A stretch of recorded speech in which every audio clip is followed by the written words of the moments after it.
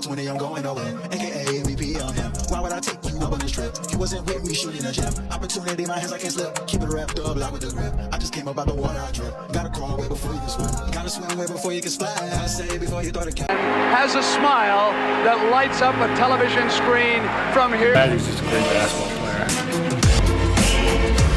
Back with a choked up. Magic was the only guy that I've ever seen look you off and then hit that guy. Everybody conceivable against the defense. Big Johnson, he starts at center. Kareem, down the pass to Magic. Magic makes a sensational pass. Down the middle, gives underneath to Worthy, slammed up.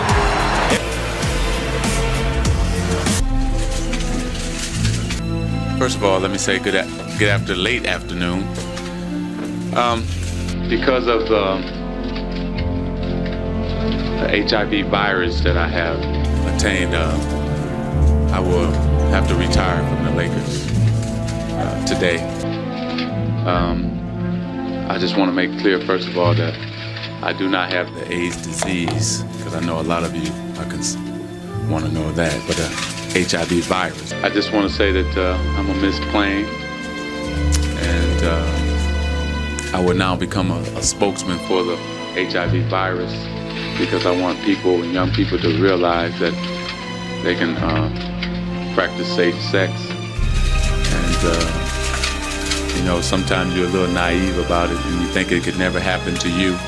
I am going to go on, I'm going to beat it, and I'm going to have fun. Okay, so thank you again, and I'll see you soon.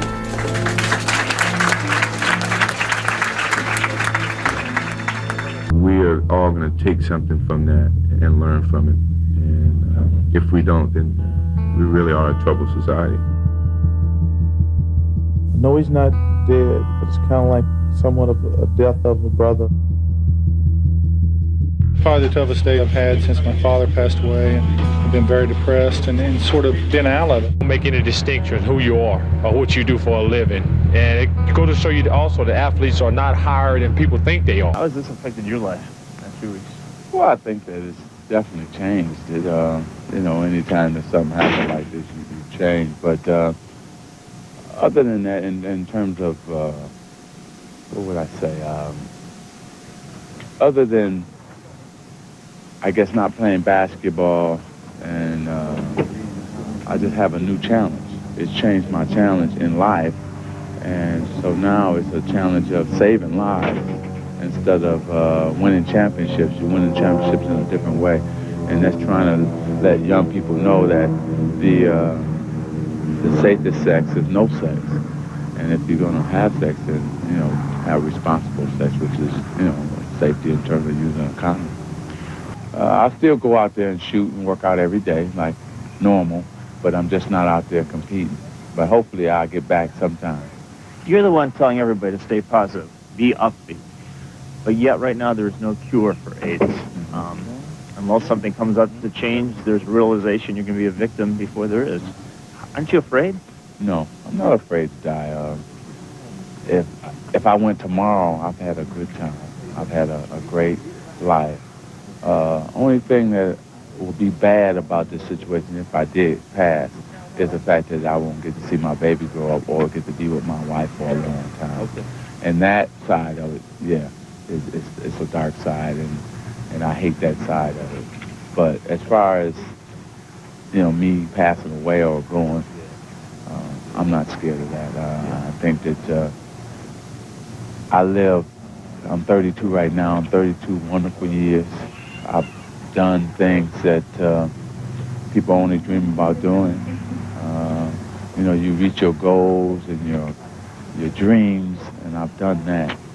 So I've had a wonderful life, and the only thing about it is that I had a wonderful life over here, and now I want to enjoy the life to my left with my wife and my family.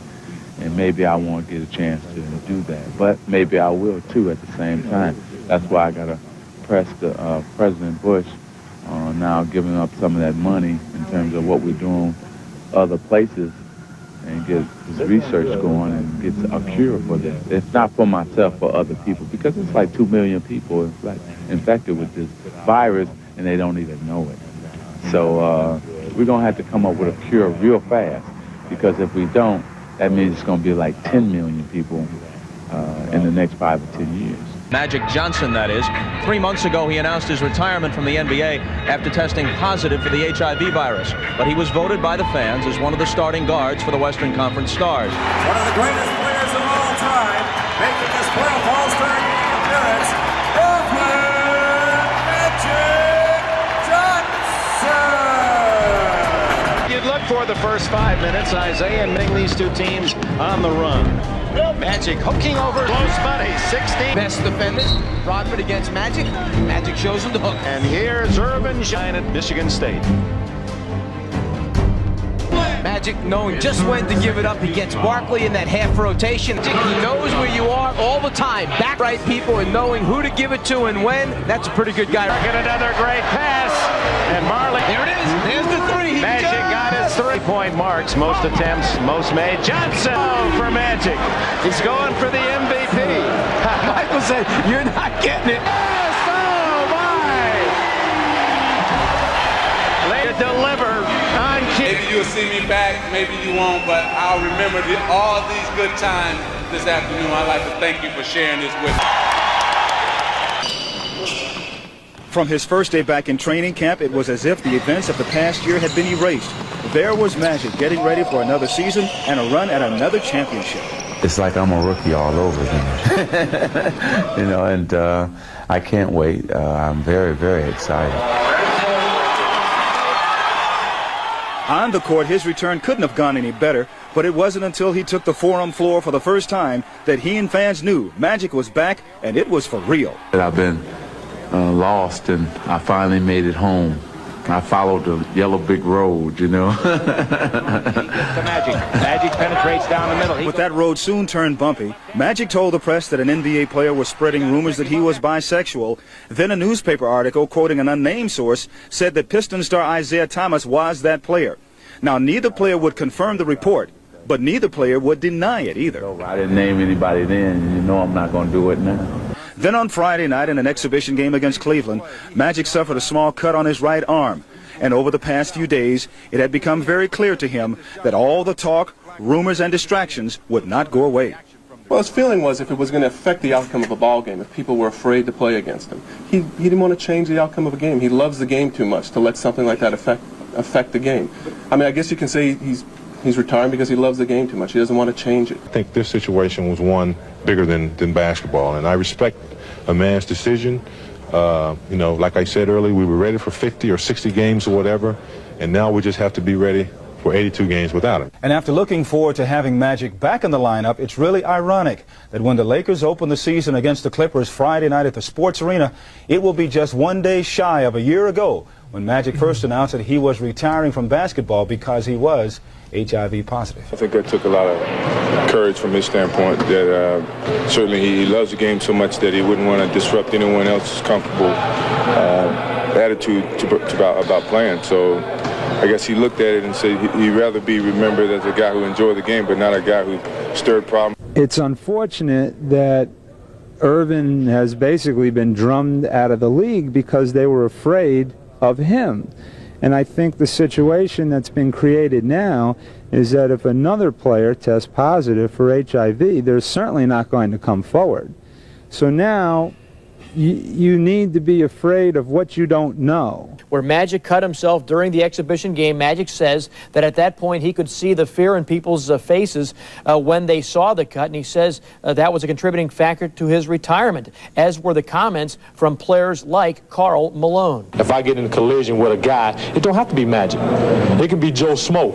But the fact of the matter is, if you got the AIDS virus, it'll be hard for me to play as hard as I'm capable of playing. And if people can't respect my decision, that's tough. What were your thoughts when you heard what Karl Malone was saying? I'm hurt. You're hurt inside, not at him, at the fact that I won't get a chance to play because of what he said. You understand? But I'm not going to now take it out on him because I understand that he has to look out for himself. But it's too bad it's at my expense. I'm back. Yes, I am. I remember that. Totally remember that. From the courtroom to the basketball court, On January 29th, 1996, Magic Johnson announced his return to the Lakers.